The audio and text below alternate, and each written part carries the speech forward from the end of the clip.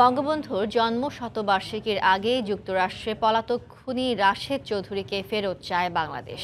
এ ব্যাপারে ওয়াশিংটনের সহযোগিতা চেয়েছে ঢাকা।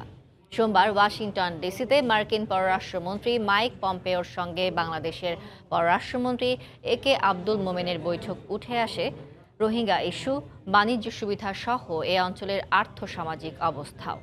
যুক্তরাষ্ট্র থেকে হাসানুজ্জামান সাকিব রিপোর্ট। সোমবার সকাল ৯টায় রাজধানী ওয়াশিংটন ডিসিতে মার্কিন পররাষ্ট্র দপ্তরে বৈঠক করতে আসেন বাংলাদেশের পররাষ্ট্রমন্ত্রী একে আব্দুল মোমেন।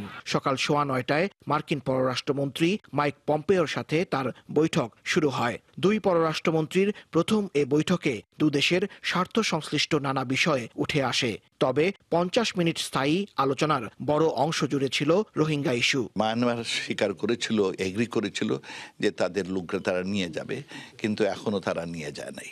সেজন্য আপনাদের এখানে আমরা সহায়তা চাই। বৈঠক ফলপ্রসূ হয়েছে উল্লেখ করে পররাষ্ট্রমন্ত্রী মোমেন জানান, যুক্তরাষ্ট্রে পালিয়ে থাকা বঙ্গবন্ধুর খুনি মৃত্যুদণ্ডপ্রাপ্ত রাশেদ চৌধুরীকে দেশে ফিরিয়ে দেওয়ার ব্যাপারে তাদের মধ্যে আলোচনা হয়েছে। বাংলাদেশের অব্যাহত উন্নয়নের কথা তুলে ধরে পররাষ্ট্রমন্ত্রী বলেন, এই অগ্রযাত্রায় যুক্তরাষ্ট্রকে অংশীদার হিসেবে চায় বাংলাদেশ। আমাদের বিরাট সমুদ্র আছে, সমুদ্র এলাকা, সেই সুবের যদি আপনারা সুযোগ নেন তাহলে আপনারা ওখানে আপনাদের যে ইন্ডো স্পেসিফিক স্ট্র্যাটেজি আছে এবং ইন্ডো স্পেসিফিক বিজনেস ফোরাম, সেই মাধ্যমে আপনারা ওখানে ব্যবসা বাণিজ্য ভালো করলে আপনাদেরও ভবিষ্যৎ খুব ভালো হবে।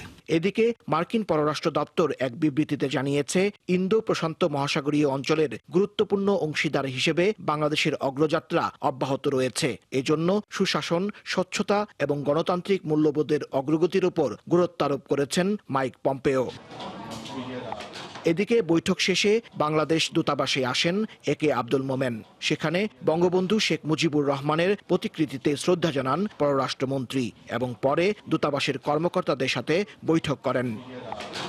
হাসানুজ্জামান সাকি, সময় সংবাদ, যুক্তরাষ্ট্র।